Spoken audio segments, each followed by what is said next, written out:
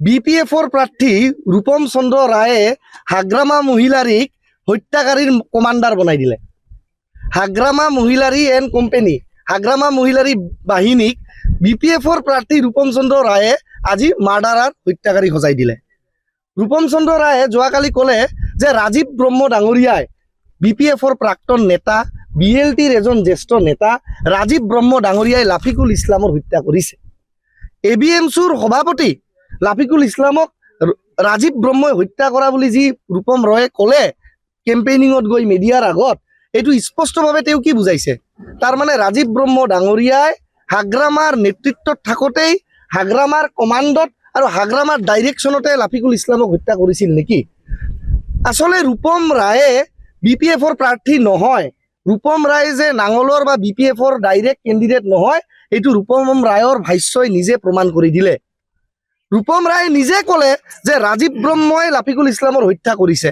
ৰাজীৱ ব্ৰহ্মই যি সময়ত লাফিকুল ইছলামৰ যদি হত্যা কৰিছে, সেই সময়ততো ৰাজীৱ ব্ৰহ্ম বিপিএফৰ লগতেই আছিল।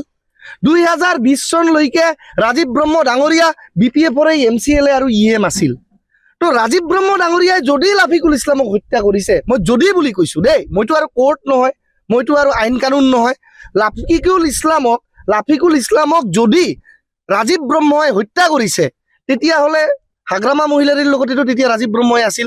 তাৰ মানে কি, ৰূপম ৰায়ে আজি বিপিএফৰ কৰ্মীবিলাকক ব্লেকমেইল কৰিছে। ৰূপম চন্দ্ৰ ৰায়ে আজি বড়ো জাতিক ব্লেকমেইল কৰিছে। ৰূপম চন্দ্ৰ ৰায়ে আজি হাগ্ৰামা মহিলাৰীক ব্লেকমেইল কৰিছে।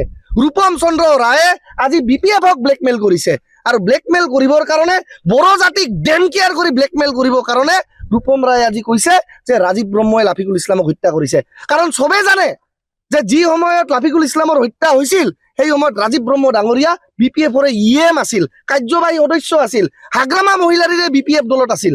তাৰমানে ৰূপম ৰায়ে এইটো কৈ কি বুজাব বিচাৰিছে যে এতিয়াই তেওঁ দেখুৱাই দিছে হাগ্ৰামাক যে হু ইজ হাগ্ৰামা মহিলাৰী।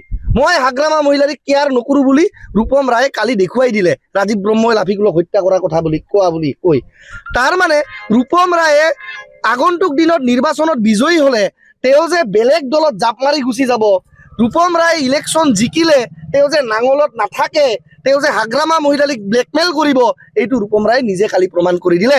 যাৰ কাৰণে তেওঁ জানি শুনি এইটো কথা কৈ দিলে যে ৰাজীৱ ব্ৰহ্মই বা BLTয়ে লাফিকুল ইছলামক হত্যা কৰিলে। কাৰণ সেই সময়ত ৰাজীৱ ব্ৰহ্মইটো বিপিএফ দলৰে EM হৈ আছিলে আৰু BTCৰে তেওঁ BLT আৰু বিপিএফৰ নেতা আছিলে। তো গতিকে আজি বড়ো জনগোষ্ঠীয় ৰাইজৰ লগতে BTCৰ জনগোষ্ঠী ৰাইজে, BTCৰ সকলো জনগোষ্ঠীয় ৰাইজে বুজি পালে যে ৰূপম ৰায় বিপিএফ বা নাঙলৰ প্ৰাৰ্থী নহয়। তেখেতক কি কাৰণে BTCৰ বাহিৰৰ পৰা বঙাইগাঁও জিলাৰ পৰা টানি আনি BTCক ধ্বংস কৰিবৰ কাৰণে, BTCৰ 6ষ্ঠ অনুসূচী 6 শিডিউলৰ ধ্বংস কৰিবৰ কাৰণে তেওঁক ইয়াতে কোনোবাই দুষ্কৃতিকাৰী থাৰ্ড পাৰ্টিয়ে আসাম ৰাজনীতিৰ পৰা বা আসাম পলিটিক্সৰ পৰা BTCৰ ৰাজনীতিক ধ্বংস কৰিবৰ কাৰণে, 6 শিডিউলত ধ্বংস কৰিবৰ কাৰণে ৰূপম ৰায়ক মহৰা হিচাপে ইয়াতে BTCক পঠাইছে।